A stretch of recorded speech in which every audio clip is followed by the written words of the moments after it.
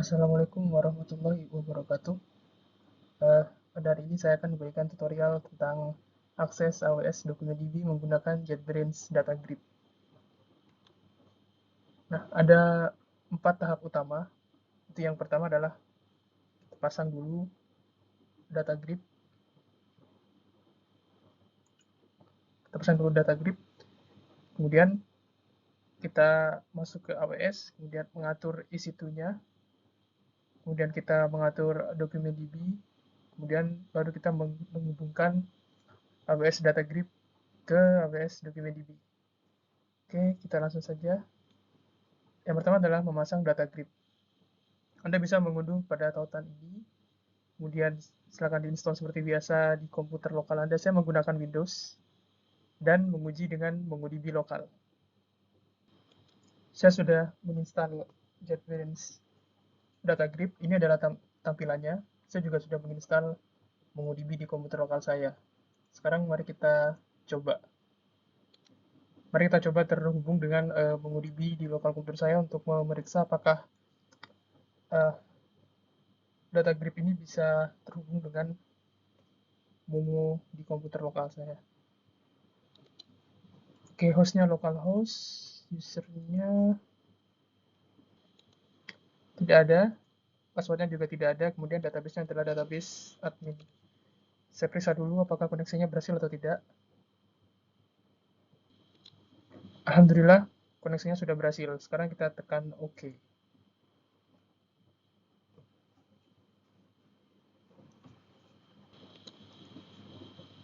Alhamdulillah kita sudah terhubung dengan MongoDB di lokal komputer saya. Kita cek ada admin, ada apa saja di sini. Saya ingin menampilkan semua skema yang ada. Itu diklik di sini, pilih all schemas, kemudian akan muncul 4 skema yang ada, yaitu ada skema admin, config, demo, dan lokal. Ini yang saya buat sendiri. Kemudian datanya ternyata sudah ada, karena sebelumnya saya sudah memasukkan datanya. Oke, pemasangan JetBrains Data Grid sudah selesai.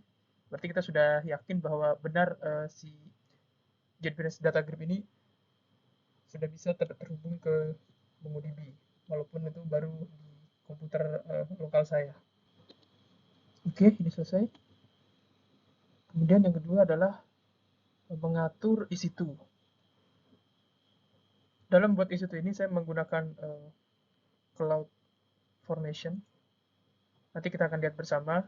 Kemudian setelah template-nya sudah selesai diunggah, kita akan tunggu hingga perintah mongo.sh dapat dijalankan dan kita uji dengan MongoDB lokal pada EC2. Saya lanjutkan dulu ke pengaturan dokumen DB, yaitu kita harus membuat dokumen DB-nya, cluster dan primary instance-nya, kemudian kita tunggu hingga cluster tersebut siap. Ini adalah CloudFormation template. Saya menggunakan template ini untuk membuat baik EC2 maupun AWS DocumentDB. Nah, di sini sebelum membuat EC2, saya buat dulu sebuah security group. Saya beri nama Bastion Security Group karena EC2 yang akan saya buat itu sebenarnya fungsinya adalah sebagai bastion, di mana menjadi titik ambalan supaya bisa terhubung dengan layanan AWS yang lain. Dalam kasus ini terhubung dengan AWS DocumentDB. Saya buat dulu sebuah security group yang mengizinkan koneksi dari mana saja, hanya untuk port 22 saja, dan protokolnya adalah TCP. Kemudian saya membuat EC2 instance. Di sini tipenya adalah EC2, kemudian image ID. Di sini ada image ID. Dari mana image ID ini berasal? Kalau Anda misalkan sudah punya akun AWS, kemudian kita klik EC2 ini, misalkan kita ingin launch sebuah instance,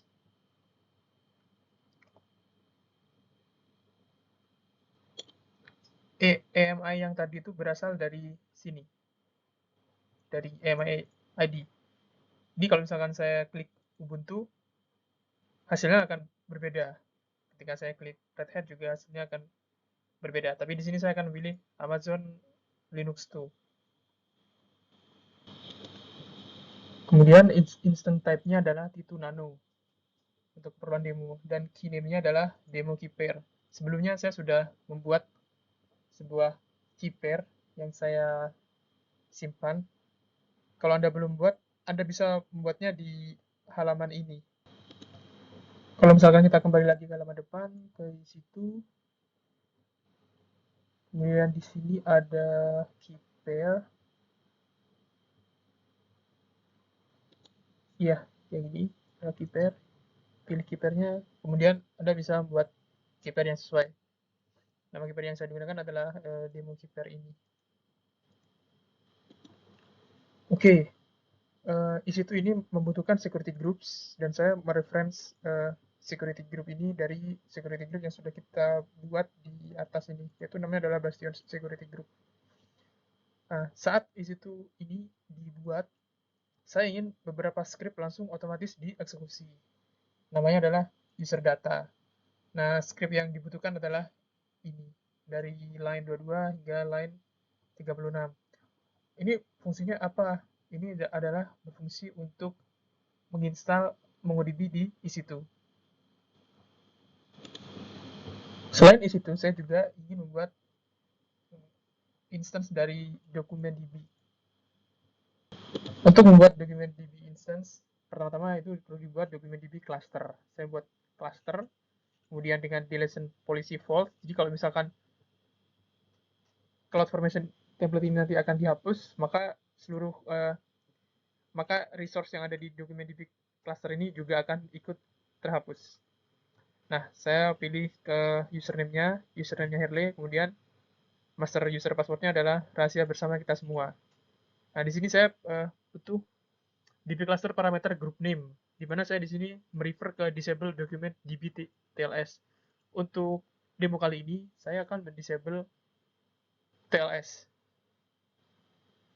yaitu di mana family-nya adalah docdb.4, namanya silahkan diisi sendiri, kemudian TLS-nya disable. Setelah dokumen DB cluster ini sudah bisa dibuat, kemudian kita akan buat dokumen DB instance, di mana propertinya di sini adalah auto binary version upgrade-nya sama dengan true, kemudian DB cluster identifier-nya mengacu pada dokumen DB cluster yang sudah kita buat sebelumnya. Kemudian DB instant class-nya adalah db.r6g large, sehingga kita sudah siap untuk membuat resource yang kita butuhkan di sini menggunakan CloudFormation template ini. Oke, mari sekarang kita kembali ke konsol AWS kita. Dari halaman utama ini sebenarnya bisa langsung ini diklik, atau misalkan kalau belum muncul bisa diklik di sini. Karena sudah ada, saya pilih CloudFormation. Create stack. Kita pilih upload a template file. Pilih berkasnya. Berkas yang tadi itu namanya adalah berkas.yaml. Next. Ups, ada null yang tidak boleh ada di dalam template-nya. Kita benarkan sekarang. Saya kembali lagi pada template kita, dan ternyata memang ada nilai yang belum diisikan di sini, yaitu DB instant identifier. Saya isi dengan misalkan instance 0. Oke, sekarang kita coba upload ulang. Oke, kembali ke halaman ini, kita upload lagi, choose files, berkas.yaml, next. Nah, oke, bisa, alhamdulillah. Kita isi misalkan namanya adalah belajar, nama stack-nya. Klik next, ke bawah, oke, klik next, dan create stack. Sekarang kita akan menunggu sampai semua resource yang kita butuhkan di demo ini selesai dibuat, yaitu EC2, kemudian DB, dokumen DB cluster, dan dokumen DB primary instance. Saya akan pause videonya terlebih dahulu. Oke, kita coba refresh sekarang. Nah, seperti yang kita lihat bahwa proses pembuatan resource-nya sudah selesai. Mari kita coba. Kita lihat bahwa cluster dokumen DB-nya sudah terbuat. Dan ini adalah komen bagaimana caranya terhubung dari di situ. Kita copy komennya, kemudian kita beralih ke tab di situ. Di sini sudah ada yang running. Kita connect.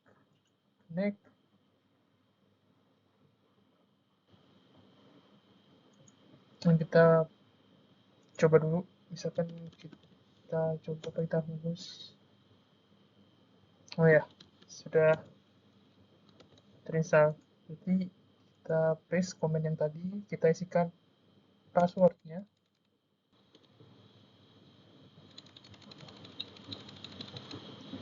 Passwordnya adalah password bersama kita semua. Kemudian kita ganti ini jadi bumbu message. Enter. Dan ya, sekarang kita sudah berhasil terhubung ke dokumen DB dari EC2. Kita akan coba dari data grid sekarang.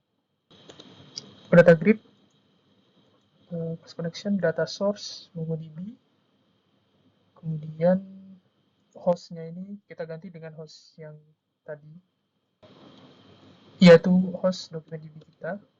Bukan, ini adalah passwordnya. Hostnya adalah ini. Kemudian username-nya adalah Harley, kemudian passwordnya adalah rahasia bersama kita semua. Oke, URL-nya sudah terbentuk. Nah, mari kita coba tes connection. Dan ternyata tes koneksinya adalah gagal. Kenapa ini gagal? Karena dia tidak bisa menemukan host-nya. Karena kita di sini mencoba langsung connect ke endpoint yang ini. Sedangkan kita butuh Bastion untuk connect ke sini. Di sini ada option SSH/SSL. Kita klik di sini, kita menggunakan use SSH tunnel. Centang, kita bikin konfigurasinya. Oke. Di sini kita isikan hostnya, host dari EC2. Kita bisa lihat di panel EC2. Di panel yang ini ada yang running, kita pilih, kemudian ini bisa sedikit diangkat. Nah, ini adalah public endpoint dari EC2 untuk Bastion kita. Kita copy.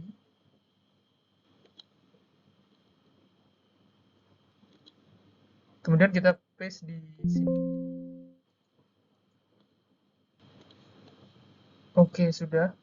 Portnya adalah port 22, kemudian username-nya adalah EC2 user, dan keypair-nya itu adalah demo keypair. Saya karena pakai putih sebelumnya untuk connect, maka ini ekstensinya adalah .ppk. Oke, kita tes connection.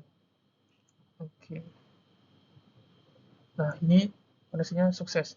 Kalau misalkan ini koneksinya gagal, saya sarankan untuk mencoba melihat security group yang sudah dibuat. Kita ke security groups, kemudian tadi namanya adalah belajar Bastion security group. Bila di sini untuk inbound rules-nya, can edit inbound rules. Periksa apakah port 22 ini sudah dibuka atau belum. Kalau di saya nih sudah dibuka. Oke. Ini sudah sukses. Kita oke, kemudian kita oke lagi. Kita akan kembali ke tab general. Kita tes koneksinya sekarang menggunakan SSH SSL tadi yang sudah kita config. Alhamdulillah koneksinya sudah sukses. Di sini kita okekan. Kita tunggu sejenak.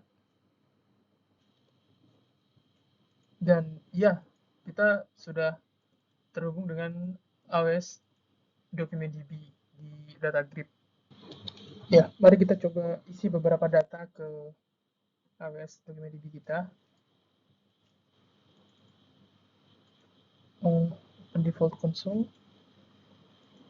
Nah, misalkan kita buat sebuah database baru, demo database, kemudian Kemudian kita membuat sebuah koleksi. Misalkan namanya adalah ini collection. Kemudian kita akan menambahkan baris baru. db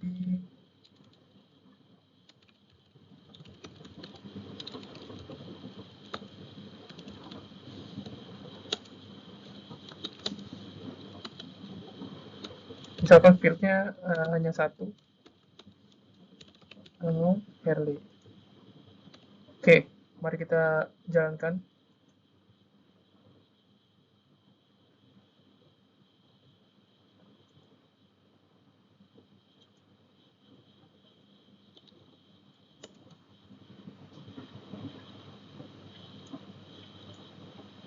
Dan ya, ini berhasil dijalankan. Kita buat sebuah database, kemudian buat koleksi. Koleksi itu ada di dalam database. Kemudian di koleksi itu ada record, di mana key-nya adalah nama dan value-nya adalah Herley. Nah, kita refresh dulu sebentar. Kita buka lagi di sini. Di sini sudah ada demo database. Kalau kita buka lagi ada koleksinya. Kita buka lagi, kemudian di sini ada demo collection. Nah, dan di sini adalah ada record-nya. Oke, demikian tutorial pada kali ini. Karena kita sudah tidak membutuhkan lagi database-nya, baik dari database maupun Bastion servernya, kita akan delete mereka. Seandainya saya tidak menggunakan CloudFormation, maka saya harus klik ini, kemudian action, dan delete. Dan hal yang sama juga dilakukan pada EC2 instance yang sudah kita buat tadi, yaitu pilih instance yang ingin kita hapus, kemudian instance state,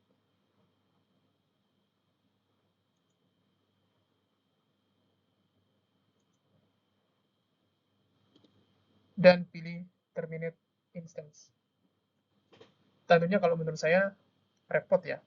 Nah, oleh karena itu, karena tadi kita sudah menggunakan CloudFormation, maka kita akan kembali ke konsol CloudFormation yang tadi, dan akan kita hapus dari sini.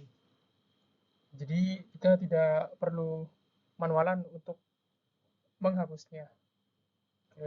Delete, kemudian kita pilih delete stack. Dan ini ada keterangan delete in progress. Stack info, stack, ya, delete in progress. Tinggal kita tunggu sampai resource-nya benar-benar sudah terhapus. Oke, tadi kita sudah coba data grip, kemudian kita sudah mencoba AWS DocumentDB, dan kita alhamdulillah berhasil menghubungkan data grip ke AWS DocumentDB. Terima kasih atas perhatiannya. Assalamualaikum warahmatullahi wabarakatuh.